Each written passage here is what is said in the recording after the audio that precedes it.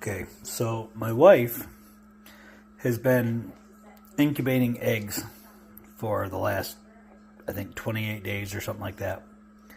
And they say that you should be able to hear the peeping when they start to crack open the eggs and stuff. Now, the eggs are moving and there are some starting to crack open, but she hasn't heard any peeping.